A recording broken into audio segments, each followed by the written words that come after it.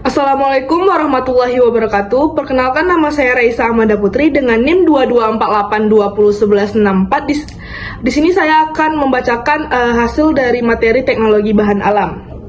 Yaitu pertama itu adalah pendahuluan TBA. Apa sih teknologi bahan alam? Teknologi bahan alam adalah metode atau pendekatan ilmiah yang mana digunakan untuk mengekstraksi, memproses, atau mengolah bahan alam menjadi produk bernilai guna tinggi. Yang pertama itu ada pemilihan bahan. Tujuan pemilihan teknologi itu mengoptimalkan perolehan senyawa aktif, menjaga stabilitas dan kualitas bahan, meningkatkan efisiensi dan efektivitas proses, mendukung keberlanjutan dan keamanan lingkungan. Faktor penentu pemilihan teknologi. Yang pertama itu adanya sifat dan karakteristik bahan alam. Yang mana tuh dia harus memiliki sifat termolabil atau tidak peka terhadap panas dan mudah teroksidasi, mudah larut atau tidak bentuk fisik seperti daun, kulit, akar dan lain-lain. Yang kedua tuh ada jenis senyawa aktif yang diinginkan. Yang pertama tuh kita harus adanya alkaloid, flavonoid dan minyak asiri, tanin, saponin dan lain-lain. Dan juga pelarut dan metode harus sesuai dengan jenis senyawa. Yang ketiga itu adalah skala produksi dan ketersediaan teknologi, yang mana contoh itu seperti skala laboratorium, UKM atau industri besar, ketersediaan alat dan biaya operasional. Yang keempat itu adalah aspek ekonomi dan lingkungan, yang mana itu harus biaya rendah, efisien, limbah minimal dan ramah lingkungan. Yang ketiga itu ada jenis teknologi pengolahan bahan alam. Yang pertama itu ada ekstraksi. Ekstraksi ini terdapat tiga. Yang pertama itu ada maserasi, soklet, ultrasonik atau mikrogelombang. Yang maserasi ini adalah ekstraksi yang sederhana yang menggunakan suhu ruang. Sedangkan soklet itu dia efisien dan untuk senyawa non volatil, yang mana senyawa yang tidak mudah menguap. Dan ketiga itu ada ultrasonik atau mikrogelombang, yang mana dia itu memiliki sifat yang cepat dan modern. Yang kedua itu ada jenis teknologi itu ada distilasi uap. Ini untuk pengambilan minyak atsiri dari sereh, cengkeh, dan jahe.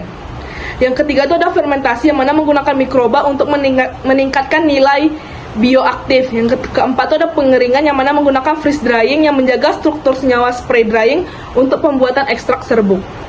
Yang kedua ada namanya penyiapan bahan, yang mana berikut ini adalah tahapan umum penyiapan bahan. Itu yang pertama itu ada permanen atau pengambilan bahan mentah, misalnya kayu dari hutan, serat alam dari tanaman, dan seperti bahan tambang seperti tanah liat atau batu kapur. Yang kedua itu ada pembersihan dan sortasi, menghilangkan kotoran seperti tanah, pasir, kulit atau bahan lain yang tidak diinginkan.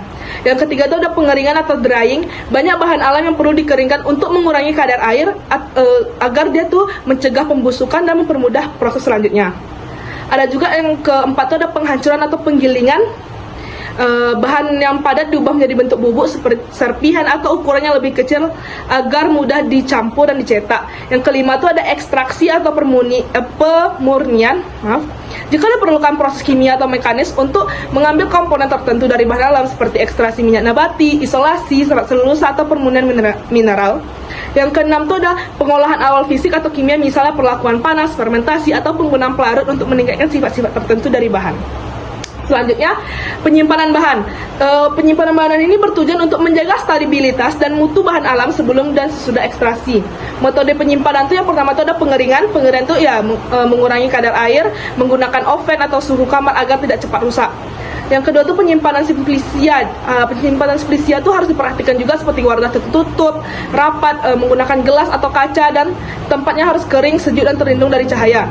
Yang ketiga itu ada penyimpanan ekstrak, yang mana suhunya itu harus rendah, lemari es, dan tambahan bahan pengawet alami jika diperlukan.